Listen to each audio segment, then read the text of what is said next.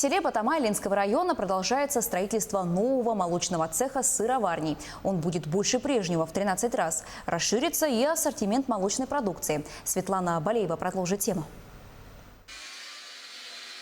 Предприятие «Арман» работает ударными темпами. Строительство молочного цеха с сыроварней началось в конце прошлого года. Закончить его, по словам главного инженера предприятия, планируется через 2 месяца. Ведется монтаж системы отопления.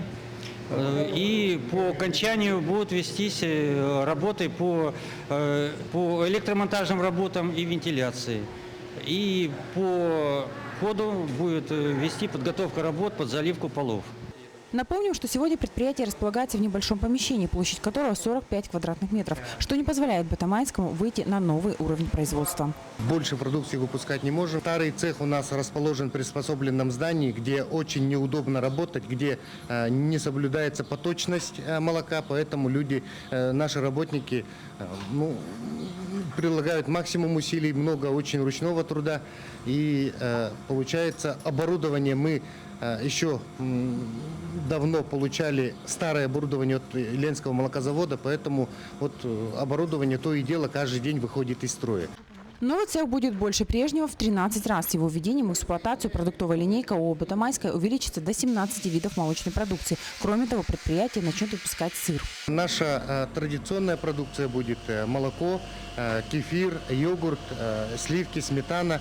Кроме этого, запускаем новую линейку. Это такие, как варенец, ряженка, плюс еще 3 вида сыров.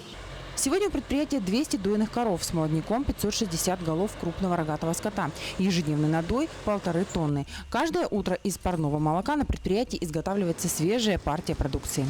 В день выпускаем йогурта около 240 бутылок по 0,5 объемом.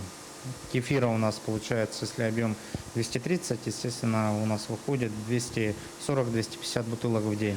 Сразу же мы его реализуем, он у нас не стоит. Молока пускаем 700-600 литров в день. Творог у нас, если так в среднем взять, каждый день выходит на отправку 90 килограмм в среднем.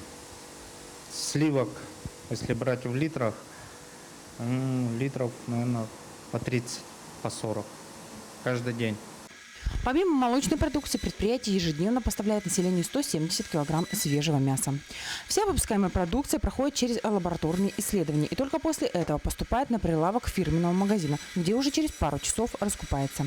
Светлана Балеева, Виталий Андреев, Денис Семенов, Ленск.